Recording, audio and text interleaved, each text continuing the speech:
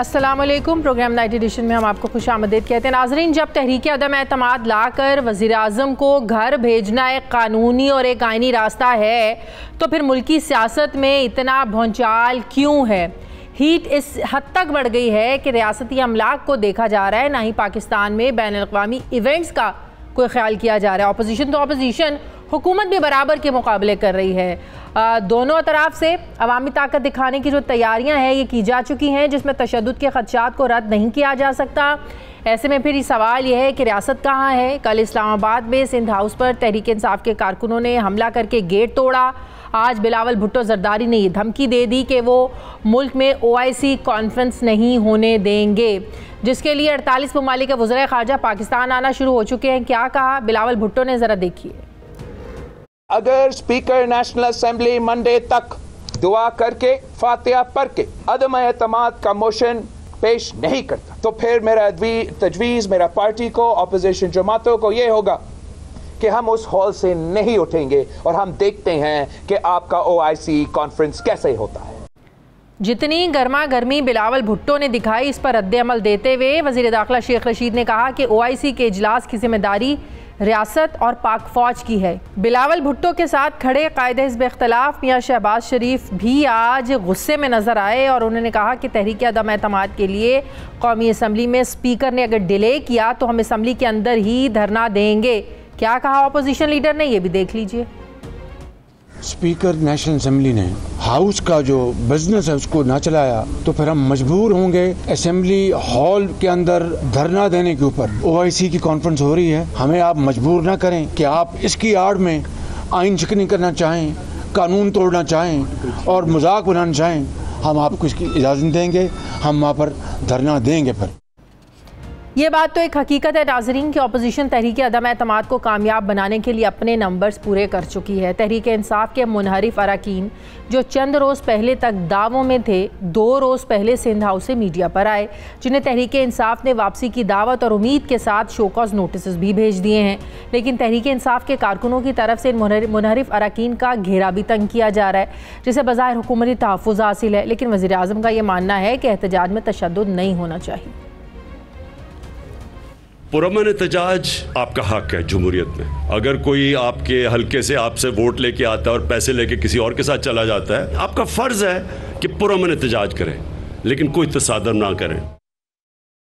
अब अगर दोनों तरफ से अपने कारकुनान को ऐसे रोका नहीं गया तो खुदा न खास्ता पुरतशद्दुद वाक़यात बढ़ भी सकते हैं। इसी खदशे को लेकर सुप्रीम कोर्ट बार एसोसिएशन ने अदालत उज़्मा से दरख्वास्त की है कि इस्लामाबाद में इन मार्चेस को रोका जाए, जिस पर अदालत ने तमाम सियासी जमातों के वकला को सोमवार वाले दिन बुलाया है। उधर हुकूमत और हिज़्ब इख्तिलाफ के दरमियान इस सियासी मैच में कौन जीतेगा, इससे कतई नज़र माहिरीन का ये मानना है कि इस तनाव में जो मुल्की मईशत है वो सफ़र कर रही है, क्योंकि गुज़श्ता चंद हफ्तों से सियासी अदम इस्तेहकाम से सियासी स्टॉक मार्केट से लेकर रुपए की कदर और अशियाए ज़रूरियात की जो बढ़ती हुई कीमतें हैं, इस पर बहुत ज़्यादा असर पड़ रहा है। एक बार फिर से माइनस इमरान खान की ऑप्शन सुनाई दे रही हैं, यानी तहरीक इंसाफ से किसी दूसरे को वज़ीर आज़म बनाकर, किसी और रहनुमा को वज़ीर आज़म बनाकर असम्बलियों की मुद्दत को पूरा किया जाए, जिस पर ज़ाहिर है तहरीक इंसाफ ये मानने को तैयार नहीं है। ऐसा कब तक चलेगा और हमें क्या कुछ इस पर जो है ना वो मुल्क को लूज़ करना पड़ेगा, इसी पर मैं बात करूँगी। मुझे ज्वाइन कर रहे हैं वज़ीर मुमलिकत बराए इत्तलात फ़ारूक हबीब साहब। अस्सलाम वालेकुम, बहुत बहुत शुक्रिया फ़ारूक हबीब साहब। फ़ारूक हबीब साहब, क्या कॉन्फिडेंस है, बड़ी यकीन दहानियाँ आप करवाई जा रही हैं, क्या आप लोग नाराज़ जो आपके मुनहरिफ लोग हैं उनको ऐसी क्या यकीन दहानियाँ करवा रहे हैं? आप लोग के प्राइम मिनिस्टर ये कह रहे हैं कि जैसे जैसे जो नो कॉन्फिडेंस मोशन का दिन नज़दीक आएगा इसको मूव करने का, ये लोग वापस आ जाएंगे। क्या कॉन्फिडेंस है आप लोगों को? देखें, बुनियादी तौर के ऊपर हमारा एक राइट है, जो कानूनी राइट है, आर्टिकल 63A के हवाले से हम सदारती रेफरेंस लेके जा रहे हैं सुप्रीम कोर्ट के अंदर कि सुप्रीम कोर्ट जो है वो तशरीह कर दे 63A की, और आपके इल्म में है कि हमने शोकाज नोटिस जो है वो जारी कर दिए हैं। थर्डली, आपके ये भी इल्म में है कि बड़ा सख्त अवामी रद्द अमल आया है उन लोगों की जानिब से जो कि पाकिस्तान तहरीक इंसाफ के टिकट के ऊपर मुंतखब हुए, जो लाखों लोगों ने उनको वोट दिया, वो वोट वज़ीर आज़म इमरान खान की अमानत है और अवाम उनको उसके अंदर ख़यानत नहीं करने देना चाहती। ये वो तमाम तर चीज़ें हैं जिससे एक पब्लिक ओपिनियन जो है वो डेवलप हो रहा है, और हमें उम्मीद है कि बहुत सारे जो मुनहरफ अरकान हैं ये वापस आएंगे और इनको वापस आना पड़ेगा। अदरवाइज ये रिजाइन करें, रिजाइन करके जाके उन हलकों से दोबारा इलेक्शन लड़ें। पता चल जाएगा कि क्या तरीकाकार अपना रहे हैं। एक तरफ डरा रहे हैं, धमका रहे हैं, दूसरी तरफ आप लोग जो है ना वो उनसे बातचीत भी कर रहे हैं। एक वजीर कहता है कि 10 लाख के मजमे से गुजर कर जाना पड़ेगा, दूसरे दिन दूसरा वजीर कहता है कि कोई आपको नहीं रोकेगा वोट डालने से, आप जाकर ना वोट डालें। मतलब कि वज़रा की बात भी एक नहीं है, एक तरफ डराते हैं, धमकाते हैं, दूसरी तरफ आप लोग बातचीत भी कर रहे हैं उनसे। नहीं देखें शादिया, इस हवाले से बड़ा क्लैरिटी से हमारा डिसीजन है। हमें बुनियादी तौर के ऊपर अब आपने ये देखना है कि सिंध हाउस नीलाम घर बना हुआ है, लोगों के जमीरों की नीलामियां हो रही हैं, नोटों की टोकरियां वहां। सुन लें सबूत मैं अभी आपको बताता हूं। सरेआम जो है बोलियां लग रही हैं। मुझे आप ये बताएं कि ये जो बाकी अराकीन हैं ये कहते हैं जी कि हमारा ये मसला था, हमारा वो मसला था। ये जो रिजर्व सीट पे खवातीन आई हैं या जो मिनॉरिटी सीट के ऊपर आए हैं, ये तमाम तो नॉमिनेटेड हैं। रिजर्व सीट पे ये को वोट लेके तो नहीं आए। इनका कौन सा जमीर जाग गया, इनको कौन सा चैलेंज है? इनके लिए तो कोई चैलेंज नहीं है, सिर्फ जो है वो पैसा चला है और पैसे के जोर के ऊपर जो है। तो फिर एक इल्जाम है ना फरूख हबीब साहब, सबूत है तो सामने लेके आए। ये तो अभी तक तो सिर्फ एक इल्जाम ही है ना। अब आप ये देखें, मुझे आप ये बताएं कि सेनेट के इंतखाबात हुए, यूसुफ रजा गिलानी के बेटे की वीडियो आई जिसको खुद उसने तस्लीम किया कि वीडियो उनकी है, वो लोगों को पैसों का लालच दे रहे हैं।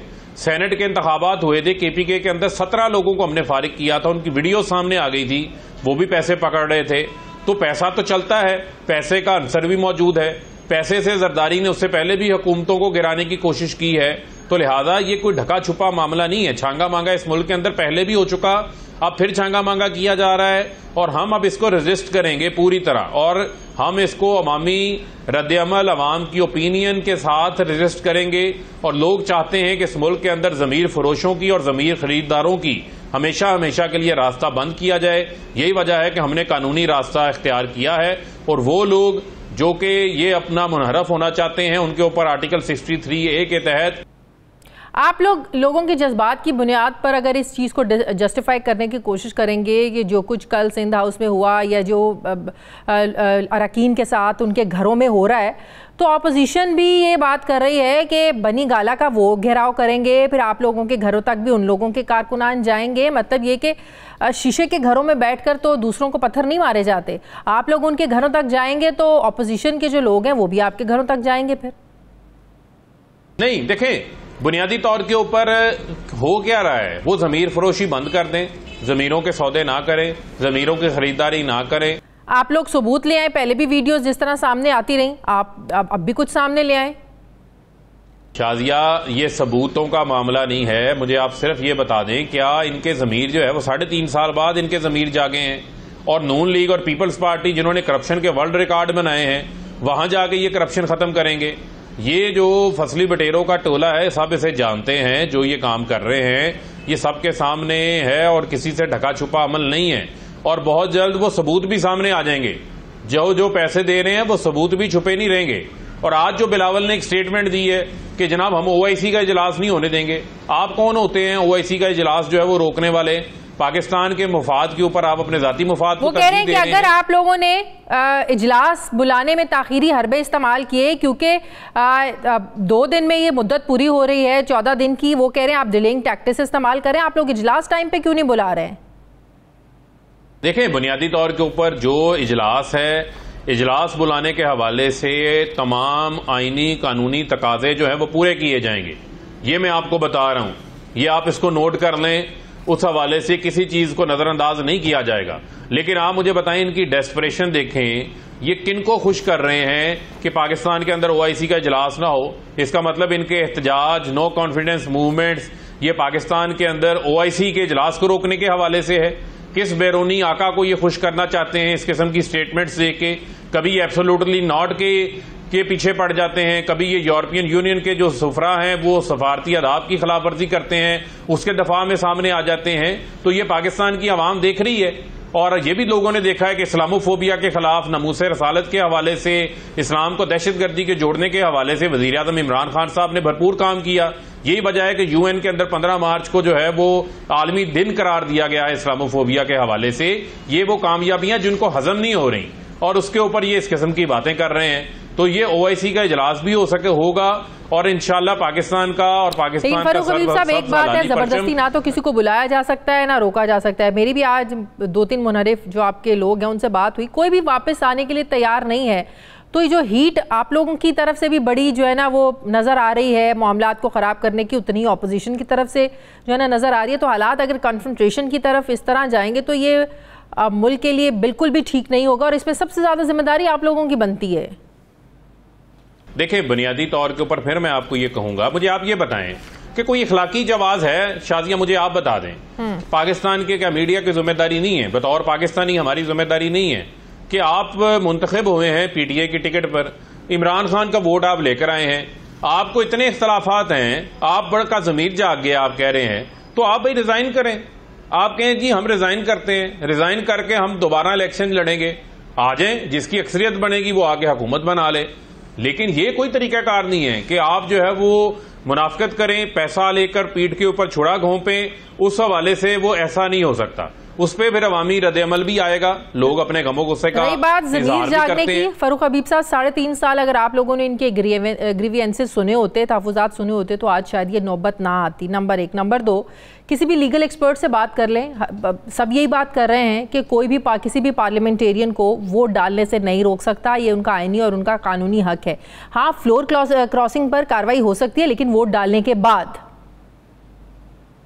ये जो शाजिया, ये जो इंटरप्रिटेशन आप लोग लेते हैं ना, मुझे आप ये बताएं कि एक बंदा इरादा कत्ल कर ले और खुलेआम धमकियां दे और बंदूकें उठा के लोड करके आपके पास पहुंच जाए, बंदूकें तान लें, तो आप पुलिस इस बात का इंतजार करेगी कि वो पहले मार ले, कत्ल हो जाए, फिर हम इसके ऊपर मुकदमा दर्ज करेंगे। लेकिन उस पर 302 भी तो नहीं लगेगा ना। सुन लें, 302 का नहीं भी होगा, लेकिन कानून बनाया जाता है, डेटरेंस क्रिएट की जाती है उस जुर्म को रोकने के हवाले से। कानून का मतलब ये नहीं है कि जिसका दिल चाहे वो जुर्म करता रहे। इसका मतलब है फिर पाकिस्तान तो जराइम की माजगा बन जाएगी, फिर किसी के अंदर कानून का खौफ ही नहीं होगा। तो लिहाजा इसको जस्टिफाई नहीं करना चाहिए। ये ना आप जस्टिफाई कर सकती है ना मैं कर सकता हूं। हम सबको इस फेल की, इस अमल की खुलेआम मुखालफत करनी चाहिए कि आप कैसे एक पार्टी के टिकट पे मुंतखब होते हैं, मुंतखब होकर आप कहें जी नहीं हम हॉर्स ट्रेडिंग करेंगे, हम फ्लोर क्रॉसिंग करेंगे, उसके बाद आप हमारे ऊपर डिफेक्शन क्लॉज लगा लें। ये कोई तरीकेकार नहीं है, ये कानून की स्पिरिट ही नहीं है। और मैं समझता हूं कि ये बुनियादी इखलाकी वज़रा को भी आप लोग टास्क दे रहे हैं नाराज लोगों को, मुनहरिफ लोगों को मनाने का। देखें, वो राब्ता तो जाहिर बात है, हमारा काम है लोगों को एंगेज करना, और राब्ता जो है वो हमारे राब्ते हैं, राब्ता हमने किया भी है। और ये भी मैं आपको बता दूं, ये जो अराकीन है, इनमें अराकीन में से बहुत सारों ने हमसे राब्ता भी किया है, उनकी फैमिलीज की तरफ से दबाव आ रहा है। आज वो दौर नहीं है कि छांगा मांगा का दौर था, टीवी मौजूद नहीं था, सोशल मीडिया मौजूद नहीं था, आप जो दिल करते थे कर लेते थे, खामोशी से किसी को मालूम नहीं होता था।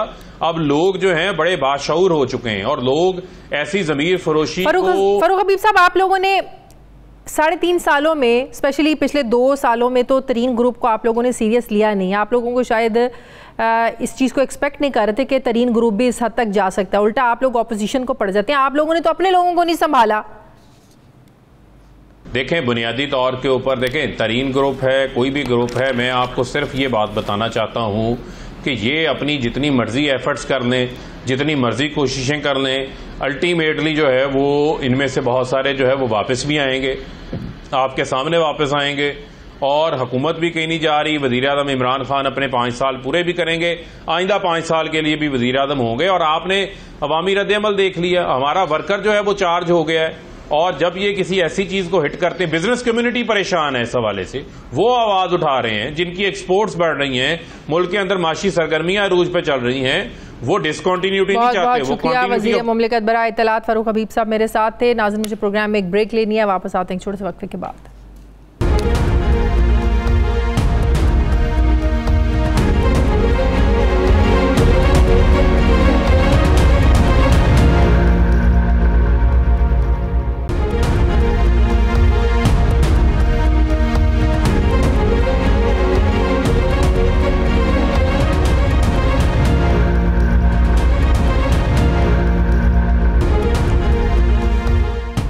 ब्रेक के बाद एक बार फिर से आपको खुशामदीद कहते हैं। नाजरीन, जिस रोज़ से सिंध हाउस से मुनहरिफ अरकान सामने आए हैं, जोड़ तोड़ की जो सियासत है ये थोड़ी नीचे चली गई है, क्योंकि असम्बली में तहरीक अदम एतमाद को कामयाब बनाने के लिए मतलूबा अरकान की तादाद अब ज़रूरत से ज़्यादा है और इनमें अभी तक इत्तेहादियों का कोई रुकन शामिल नहीं है। अभी जहांगीर तरीन ग्रुप ने भी कोई वाज़ेह साइड नहीं ली है, लेकिन इनके जो राजा रियाज साहब हैं वो मुनहरिफ अरकान में पेश हैं और सिंध हाउस में मौजूद हैं। जहांगीर तरीन ग्रुप का अभी तक फैसला इसलिए भी ज़्यादा अहमियत का हामिल है कि अगर ये भी तहरीक इंसाफ से इनहराफ कर दें तो हुकूमत के लिए बहुत ज़्यादा मुश्किलात पैदा हो सकती हैं। जहांगीर तरीन इलाज के लिए इस वक्त मुल्क से बाहर हैं। क्या इनके ग्रुप के फैसले की ताख़ीर की वजह यही है या फिर अपने वोटर्स का दबाव है? क्यों तरीन ग्रुप को फैसला साजी में इतनी देर हो रही है? क्योंकि तहरीक अदम एतमाद को पेश करने के लिए जो इजलास बुलाना है उसूली तौर पर तो 2 दिन बाकी रह गए हैं, लेकिन अपोजिशन कह रही है कि हुकूमत डीलिंग टैक्टिक्स इस्तेमाल कर रही है। किस करवट बैठेगा जो तरीन ग्रुप है इनका ऊँट? उन्हीं से बात कर लेते हैं। ओन चौधरी साहब मेरे साथ मौजूद हैं, तरीन ग्रुप के रहनुमा। अस्सलाम वालेकुम, बहुत बहुत शुक्रिया ओन चौधरी साहब आपका। ओन चौधरी साहब, सबसे पहले तो ये बताइएगा कि हुकूमत अब राब्ते कर रही है मुनहरिफ अपने जो लोग हैं जो सिंध हाउस से सामने आए उन लोगों से भी, और ये भी कहा जा रहा है कि तरीन ग्रुप के जो लोग हैं, स्पेशली आपसे जो कल परवेज़ खटक साहब ने राब्ता किया, और भी लोग बड़े राब्ता कर रहे हैं। क्या डिटेल्स हैं? आप लोग क्यों अभी तक कोई फैसला नहीं कर पा रहे हैं? जी शादिया, बिल्कुल मुझे कल रात को खटक साहब की कॉल आई और हमारी बड़ी डिटेल बात हुई और खटक साहब मेरे सीनियर हैं, उन्होंने हमें पूरी सिचुएशन बताई और मेरे से भी पूछा। मैंने कहा हमारा इजलास हुआ है, आज मशावरत हुई है और हम तरीन साहब के साथ मशावरत में हैं, वो भी ऑनलाइन हमारे साथ इजलास में होते हैं, लेकिन उन्होंने कहा कि आप प्लीज़ अपने जो भी आप फैसला करें उसको होल्ड करें और उसको बड़ी ज़िम्मेदारी से आपने अपने फ़ैसले करने हैं। और मैंने उनको बाकायदा ये श्योरिटी दी है कि जब हमारा कोई भी फ़ैसला होगा और वो तरीन साहब की मर्ज़ी से होगा और हम उनके साथ मशावरत करके ही कोई फ़ैसला करेंगे। लेकिन होल्ड करें कब तक? और डिटेल में बात हुई क्योंकि कुछ हमारे देखें मेरी एक्चुअली उनसे एक और जो इशू था उस पर बात हुई, क्योंकि हमारे कुछ दोस्त थे वो नाराज़ हैं, वो थोड़े उनको पोलिटिकली विक्टिमाइज़ भी किया जा रहा था, लेकिन उन्होंने मुझे मेक श्योर कराया कि मैं ये उनसे पंजाब हुकूमत से रब्ता करके आपके दोस्तों के जो भी उनके मुतालबात हैं, जो भी उनकी प्रॉब्लम्स हैं, मैं उनका कहूँगा और वो मेरे ख्याल से हमारे साथ रब्ते में हैं। लेकिन इसके साथ साथ मैं आपको ये बताता चलूँ कि तरीन साहब हमारे जब जो भी इजलास में जो मशावरत हम अपने हर मेंबर से पूछते हैं, उसकी राय लेते हैं, हम उनसे पूछते हैं जो मौजूदा सूरत हाल है, और इसमें मेजॉरिटी में वो लोग हैं जो आज़ाद हैसियत से जीत के आए और पार्टी में आए हुए, तो हमें उन सब की मशावरत लेनी पड़ती है और हम जो भी हम फैसला करेंगे उसमें तरीन साहब का फाइनल डिसीजन होगा। जी, लेकिन कब तक ये फैसला होगा? जैसे कि अभी मैं बात कर रही थी कि तहरीक अदम एतमाद पेश करने के लिए जो इजलास बुलाना है, जो आईनी कानूनी तौर पर तो तहरीक अदम एतमाद पेश करने के बाद 14 दिन के अंदर अंदर इजलास बुलाना होता है, जो 21 दिन को ही 14 दिन पूरे हो रहे हैं। ज़ाहिर है आप लोगों को तो तब तक अपना फैसला करना है ना, इतनी देर क्यों हो रही है? देखें, कबल अज़ वक्त तो हम कुछ भी नहीं कह सकते कि क्या होने जा रहा है और क्या होगा, इजलास कब होगा, ये तो मरकज़ में पता है वो क्या करने जा रहे हैं। लेकिन ये कि हमारी मशावरत जो है, हमें चौधरी परवेज़ लाई साहब ने भी रब्ता किया, हम उनकी तरफ गए, हमारे बड़े मोहतरम हैं, मेरा बड़ा एहतराम का इज़्ज़त का रिश्ता है उनके साथ, और हमजा साहब भी हमारे घर तशरीफ़ लाए, तरीन साहब के घर आए और बातचीत करना। देखें, सियासी लोग हैं, बातचीत करना सबके साथ, सबके दरवाजे खुले हैं। हमारी पार्टी के साथ भी हमारी बातचीत चल रही है, हमारे दोस्त हैं, हमारे फवाद चौधरी साहब हैं, वो मेरे भाइयों की तरह हैं, उनसे भी मेरा आज सुबह रब्ता हुआ है, तो हमारे राब्ते हैं। ये नहीं कि हमने कुछ दरवाजे बंद कर दिए हैं, हम राब्ते में हैं, हम अपना फैसला करेंगे, हम अपने दोस्तों से मशावरत कर रहे हैं और उसके बाद फैसला करेंगे। लेकिन आप लोगों के जो तहफ़्फ़ुज़ात हैं, जो ग्रीवियंसेस हैं आप लोगों के, अब जो हुकूमती लोग आपसे रब्ता कर रहे हैं, क्या वो यकीन दहानियाँ करवा रहे हैं? ज़ाहिर है आप लोगों से बहुत से लोग कहते हैं तरीन साहब के साथ ज़्यादती हुई, ओन चौधरी जो इतने पहले दिन से इमरान खान के साथ है, ओन चौधरी के साथ बड़ी ज़्यादती हुई, तरीन साहब के साथ बड़ी ज़्यादती, मतलब कि जो ग्रीवेंसेस हैं, आप क्या समझते हैं ये हुकूमत तहरीक अदम एतमाद का टाइम अगर गुजार भी ले, ये ग्रीवेंसेस आप लोगों के जो है वो दूर हो सकेंगे? सियासत में थोड़ा बड़ा दिल रखना पड़ता है और जो भी फैसला करेंगे सब सोच समझ के करेंगे। ग्रीवेंसेस हैं और तहफ़्फ़ुज़ात यही हैं पंजाब में जो हुआ, पंजाब में जो होता रहा, मैं तो ख़ुद पर्सनली प्राइम मिनिस्टर साहब को इन्फॉर्म भी करता रहा, लेकिन ठीक है उनके जो फ़ैसले हैं वो उनकी मर्ज़ी के फ़ैसले हैं, लेकिन यह है कि बड़ा दिल रखना चाहिए। सियासत में हो जाती हैं चीज़ें, गुजर जाती हैं, वक्त भी गुजर जाता है और वक्त के साथ साथ इंसान के बातें याद रह जाती हैं, लेकिन यह कि वे फॉरवर्ड यही है कि आप आगे की सोचें, आगे के फैसले करें। लेकिन क्या तरीन ग्रुप ये तो फैसला कर चुका है कि जब तक बुज़दार को नहीं हटाएंगे मामलात आगे नहीं बढ़ सकते इस हुकूमत के साथ? शाजिया, मेरी खटक साहब से रात को इस बारे में बड़ी डिटेल बात हुई जो मैं अभी ऑन एयर नहीं कह सकता, लेकिन उन्होंने कुछ बातें हमसे बड़ी वाज़ेह तौर पे मेरे से की हैं और वो भी चंद एक रोज़ में सामने आ जाएंगी। और उसके साथ साथ उन्होंने हमें कहा कि आप अपने फ़ैसलों को सोच समझ के करें और पंजाब के हवाले से भी उन्होंने मुझे कहा कि हम आपको भी मुशावरत में रखेंगे, कोई भी ऐसा बड़ा फ़ैसला अगर करेंगे तो आप लोगों की मुशावरत, आप लोगों के डिसीजन को देख के हम लोग आगे कोई स्टेप लेंगे। तरीन साहब कब वापस आ रहे हैं? तरीन साहब का जी रूटीन चेकअप हो रहा है और देखें हफ्ते में 1-2-4 दिन में उनका एक फ़ाइनल चेकअप है और उसके बाद डॉक्टर से वो परमिशन लेंगे कि वो ट्रैवल कर सकते हैं, तो इंशाल्लाह he will be back maximum in a week और अच्छी खबर मिलेगी इंशाल्लाह। अलीम खान भी आपके साथ हैं कि वो सेहतयाब हो। जी, अलीम भाई भी राब्ते में हैं और वो मेरे साथ बिल्कुल रब्ता रखते हैं, उनकी तरीन साहब से भी रब्ता है और जैसे ही कोई आगे चीज़ मज़ीद बढ़ेगी तो हम दोबारा अपना एक इजलास, बल्कि वो कह रहे थे कि वो हमारी तरफ नहीं, हम अब वो आ चुके हैं ऑलरेडी, तो हमारा एक मुश्तरका इजलास भी शायद वो अगर कहेंगे तो हम मुश्तरका इजलास करेंगे। सही। जो लेकिन मैं इसके साथ साथ आपको एक बात और ऐड करना चाह रहा था। जी, देखें शाजिया, सियासत में आप अपने जो नाराज़ हुए दोस्त होते हैं उनको आप करीब लेके आते हैं। ये नहीं करते हैं कि आप उनको बंद कमरे में दीवार के साथ लगा देते हैं।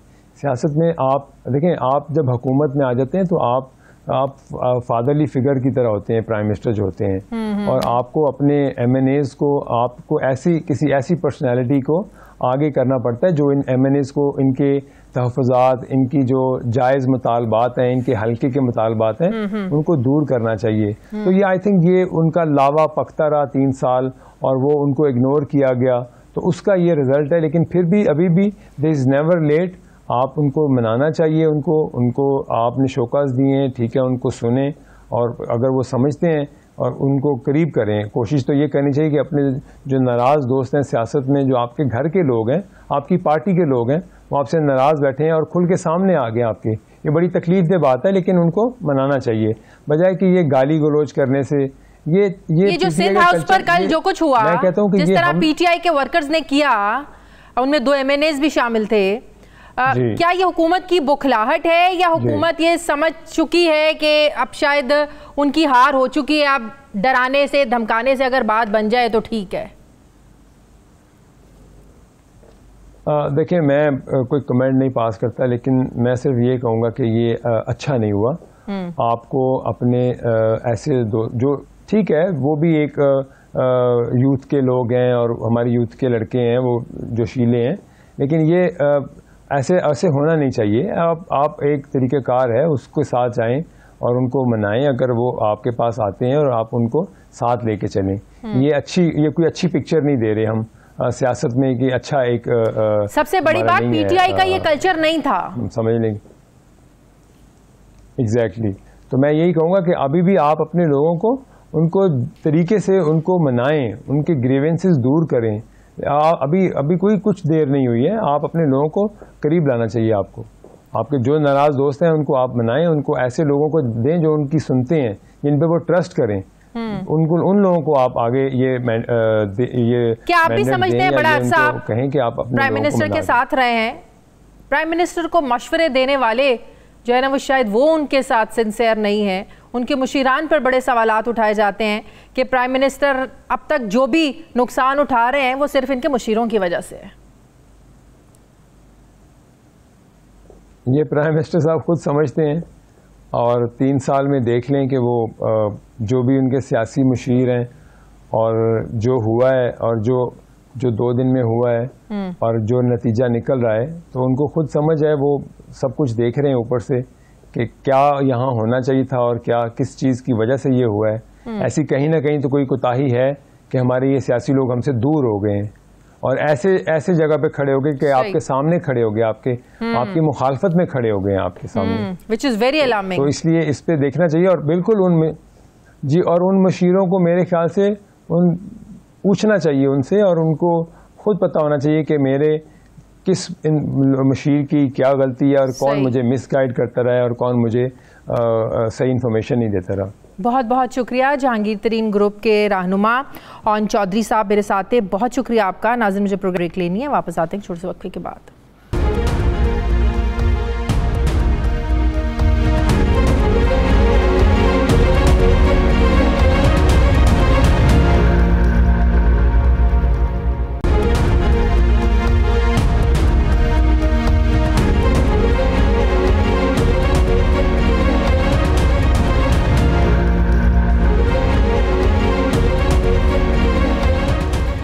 ब्रेक के बाद एक बार फिर से आपको खुशामदीद कहते हैं।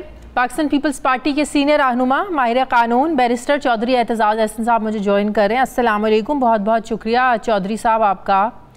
चौधरी साहब, ये हालात किस तरफ जा रहे हैं? आज बिलावल कह रहे हैं कि अगर 2 दिन में आपने 21 तारीख तक इजलास नहीं बुलाया हम OIC नहीं होने देंगे। शहबाज शरीफ कहते हैं कि हम अंदर ही जो है ना वो धरना देकर बैठ जाएंगे। मुख्तलिफ जो इस्लामी ममालिक के वज़राए ख़ारजा हैं वो आना शुरू हो गए हैं। ये हालात किस तरफ जा रहे हैं चौधरी साहब? नहीं, ऐसे नहीं होगा। पता नहीं किस कॉन्टेक्स्ट में बिलावल ने कहा है, मुझे लोगों ने बताया है और कमेंट भी दिया है, पर मैं ये बताता हूँ मुझे कॉन्टेक्स्ट का नहीं पता। इसलिए मैंने इस कॉन्टेक्स्ट में दे रहे थे ना कि स्पीकर साहब जो है क्यों डिलेइंग टैक्टिक्स यूज कर रहे हैं, 14 दिन पूरे होने वाले हैं, आप इजलास बुलाएं, आप इजलास क्यों नहीं बुला रहे हैं? अगर आप इजलास नहीं बुलाएंगे तो हम ये भी नहीं होने देंगे। नहीं, वो ये होने देंगे। कोई ऐसी पीपल्स पार्टी इतनी एडवेंचर ऐसी नहीं करती। देखें, OIC रियासत का मामला है, हमारा झगड़ा हुकूमत का मामला है, आपस का अंदरूनी झगड़ा है। बिल्कुल सही। हम क्यों मुख्तलिफ ममालिक के और OIC के, जिधर पाकिस्तान एक बड़ी अच्छी स्ट्रांग पोजीशन जिस इदारे में पाकिस्तान की है वो OIC है, तो उसमें क्यों हम ये गड़बड़ करेंगे? और बिलावल को तो मैं देख रहा हूँ अगले 2-3 हफ्ते में इंशाल्लाह वज़ीर खारजा पाकिस्तान का और बड़ा, आप अगले 2-3 हफ्ते में बिलावल भुट्टो को आप पाकिस्तान का वज़ीर खारजा देख रहे हैं? कम से कम क्या बिलावल भुट्टो इतना बड़ा ओहदा अभी संभाल सकते हैं? उनके तजुर्बे को देखकर मैं बात कर रही हूँ। अभी उनका उस तरह तजुर्बा भी नहीं है, वो उनकी उम्र भी नहीं है, तो ये बहुत उनकी वालदा इस उम्र में प्राइम मिनिस्टर थी और वो बॉस थी फॉरेन मिनिस्टर, और उनके ये जो नवाज शरीफ इतने जिनको जाले हैं और फॉलोअर्स हैं और मर मिटने वाले मतवाले हैं, जो 2 दफा जेल तोड़ के भागे हैं। एक दफा 1999 में, हाँ। एक दफा अभी 2 साल हुए, और नवाज शरीफ चीफ मिनिस्टर थे इस उम्र में, सारे पंजाब के सबसे बड़े सूबे के। तो ये बिलावल, तो ये सब चीजें तय हो चुकी हैं, कौन वजीर खारजा होगा, कौन प्राइम मिनिस्टर होगा, कौन वजीर खजाना होगा, ये मामला तय पा गए चौधरी साहब? तय पा नहीं किया, कुछ नहीं इतनी जल्दी इस तरह होता, पर जो इम्कानात है उनमें अगर ये वोट ऑफ कॉन्फिडेंस पास हो जाती है, जो अब तो लगता है कि हो जाएगी, क्योंकि वो जो उनके एलाइज भी कुछ उनके नवाज इमरान खान के वो भी हट रहे हैं, और फिर राजा रियाज बरमला कह गए कि हमें और भी आ सकते थे, 24 हम आ गए, पर इससे ज्यादा टिकट देने की गुंजाइश नहीं है मुस्लिम लीग नवाज के पास, तो इसलिए हम 24 से रुक गए। अब ये कह देना साफ ही कि हम टिकट पे बिके हैं सारे, ये तो यही कहा है ना, ये तो सौदेबाजी हो गई, ये तो ब्राइबरी हो गई। ये तो इलीगल हो गया और सारा इनका खेल नून लीग का। अब वो मतलब एक और, लेकिन जिस तरह ये सब लोग सिंध हाउस से सामने आए तो सब लोग यही कह रहे हैं, हुकूमत तो यही बात कर रही है कि जरदारी साहब ने 20-20 करोड़ रुपए दे के इन लोगों को वहां पे रखा हुआ है, इन लोगों के जमीर खरीदे हैं 20-20 करोड़ दे के, और हुकूमत तो ये इल्जाम लगा रही है। जरदारी साहब पे हुकूमत लगा रही होगी इल्जाम, हुकूमत का तो काम है गलत इल्जाम लगाना। मैं तो इल्जाम की नहीं बात कर रहा हूँ, मैं तो इकबाल की बात कर रहा हूँ, इतराफ की बात कर रहा हूँ। वो राजा रियाज ने तो बिल्ली थैले से ही निकाल दी। वो कहता है कि तो टिकट जितने थे उतने हमारे बंदे जमा हो गए और इससे ज्यादा भी आ सकते हैं। सही। तो मुमकिना तौर पर वजीर आजम शहबाज शरीफ साहब होंगे, मुमकिना तौर पर वो शहबाज शरीफ ही होंगे। अगर देखो मौलाना को तो कोई मेरा नहीं ख्याल वजीर आजम बनाता है। वो कह रहे हैं सदर पाकिस्तान होंगे मौलाना सदर पाकिस्तान हो गए तो अच्छा, जो चुप लग गई है आपको सुन के, बातें ज़हन में आती हैं पर अब मैं करना नहीं चाहता हूँ। बातें सच है और बातें रुसवाई की है। क्या है सर? मैं बातें जो नहीं कर रहा, कमेंट नहीं कर रहा मौलाना के, तो सर करें ना, कमेंट तो कर ही सकते हैं आप।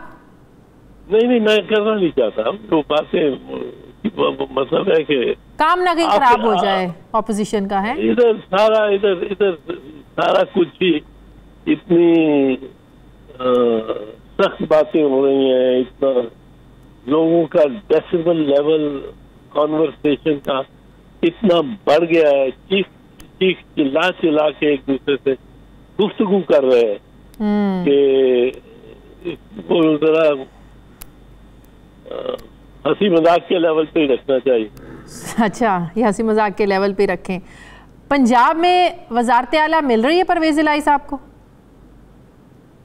पंजाब में परवेज इलाही को वजारत आला हर कोई देने को तैयार है।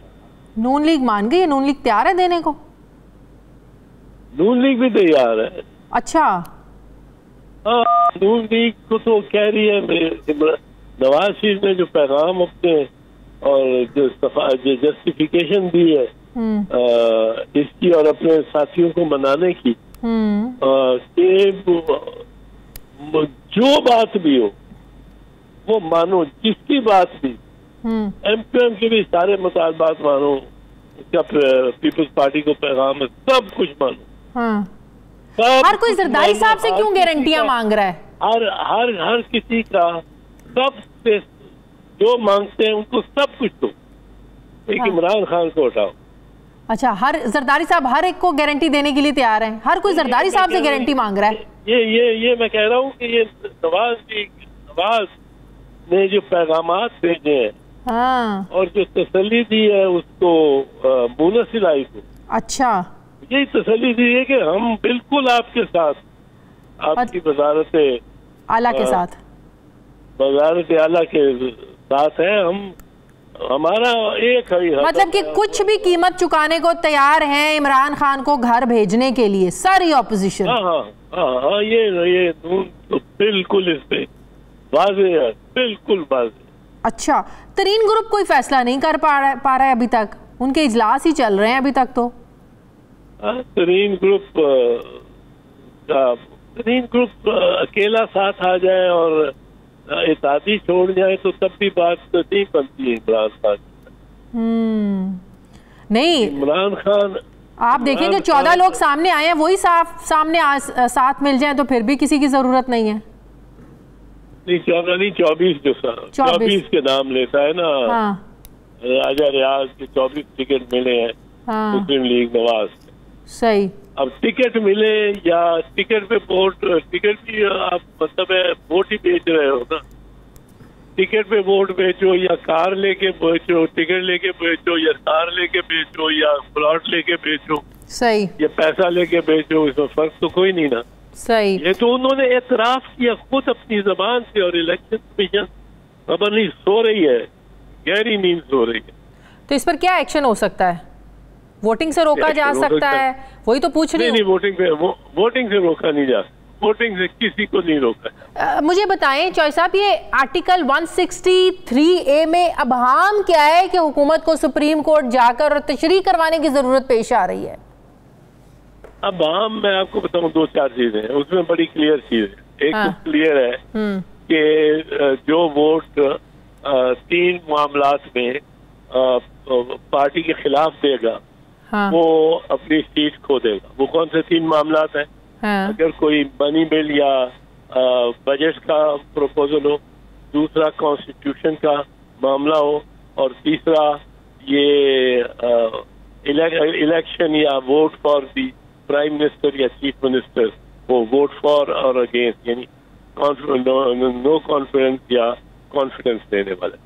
ये वोट है वो है जिन पे अगर आप पार्टी के खिलाफ जाते हो तो आपको पार्टी हेड।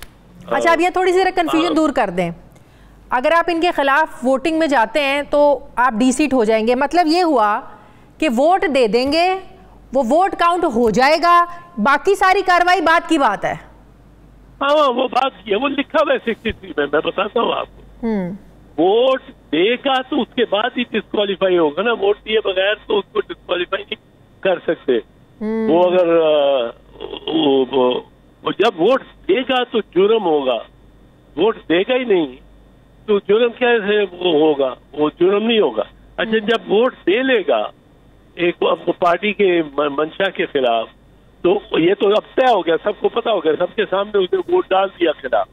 अब जब वोट उसने खिलाफ डाल दिया तो उसके बाद पार्टी हेड उसको नोटिस देगा और उसको कहेगा तुम मेरे सामने आके एक्सप्लेन करो कि क्यों तुमने ऐसा किया पार्टी के। वो उसके पास 2 दिन का नोटिस देगा मिसाल के तौर, वो जाएगा और पार्टी हेड को मुतमईन नहीं कर सकेगा।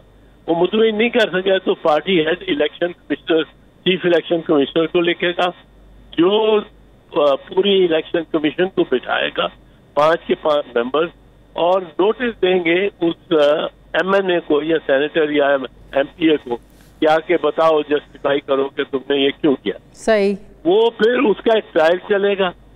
वो अगर 7-8 दिन का नोटिस देगा इलेक्शन कमीशन, तो ये पहले दिन जाके कह देगा सपोर्टिंग ये चलाना चाहता है कि मेरा वकील, मैंने अभी नहीं किया, मैं वकील करूंगा। तो वकील के लिए करने के लिए 5-10 दिन मिल जाएंगे। 5-10 दिन पहले हो चुके होंगे तो 3-4 हफ्ते से पहले तो ये फैसला ही नहीं हो सकता कि वो मेंबर उसने मतलब मेंबरशिप उसकी खत्म होनी चाहिए। और आइन में बिल्कुल ये वाज़ेह लिखा हुआ है कि जिस दिन फैसला देगी इलेक्शन कमीशन, जिस दिन वो फैसला देगी उस दिन से वो डिस्क्वालीफाई होगा। अच्छा, लेकिन तब तक जो उनका मोटिव था वो तो पूरा हो चुका होगा ना चॉइस साहब? वो तो पूरा हो चुका नहीं, और फिर वो उस वक्त तक अगर 1 महीने बाद वो फाइंडिंग देती है इलेक्शन कमीशन, तो उस सारे वक्त वो एमपी नहीं रहेगा, वो कमेटीज में हिस्सा ले सकेगा, वो जो वोट करने और दीगर वोट आते रहते हैं पार्लियामेंट में, वो उनपे बहस कर सकेगा, उनपे वोट दे सकेगा। वो निकाला जाएगा, अगर निकाला गया तो 1 महीने तकरीबन कम से कम, उसके बाद अगर उससे भी ज्यादा। चॉइस साहब, एक आखिरी सवाल का जवाब दे दें। सारी उसका वोट काउंट होगा, उसका वोट काउंट होगा। तो फिर समझ नहीं आ रही कि इतना सब कुछ वाज़ेह होने के बावजूद हुकूमत को तशरीह करवाने की ज़रूरत क्यों पेश आ रही है? आखिरी सवाल का जवाब दे दें चॉइस साहब। इस सारी सूरत-ए-हाल को देखकर लगता है कि इदारे न्यूट्रल ही हैं? इदारे न्यूट्रल कोई नहीं होते। नहीं, फजल रहमान ने जब कहा कि इदारे न्यूट्रल हो गए हैं, उसका मतलब है इदारे न्यूट्रल हो गए। इदारे न्यूट्रल नहीं होते, उसका मतलब ये था कि इदारे हमारे साथ आ गए। इदारे अब उनके साथ है। तो जब हुकूमत ये कहती है कि इदारे न्यूट्रल हैं तो इसका ये मतलब है कि इदारे उनके साथ है? हाँ, जब हुकूमत ये नहीं कहती, सिर्फ हुकूमत ये जब अपोजिशन ये जो ये मौलाना फजलुर रहमान जब कहता है कि इदारे न्यूट्रल हो गए, अपने लोगों को तसल्ली देना भी अब इदारे न्यूट्रल हो गए, अब हम मार गिराएंगे शिकार को। असल में वो कह रहे हैं इदारे हमारे साथ हो गए। सही मरियम या शहबाज शरीफ जब कहते हैं इदारे न्यूट्रल हो गए, तो असल में वो कह रहे होते हैं ओ सुन लो अल-ऐलान, इदारे अब हमारे साथ है। सही, ठीक है। बहुत बहुत शुक्रिया। पाकिस्तान पीपल्स पार्टी के सीनियर रहनुमा कानून बैरिस्टर चौधरी एतजाज़ हसन साहब मेरे साथ थे। नाज़रीन, प्रोग्राम का वक्त खत्म हो गया। फीडबैक ज़रूर दीजिएगा, अपना ख्याल रखिएगा। मुझे इजाज़त दीजिए, अल्लाह हाफ़िज़।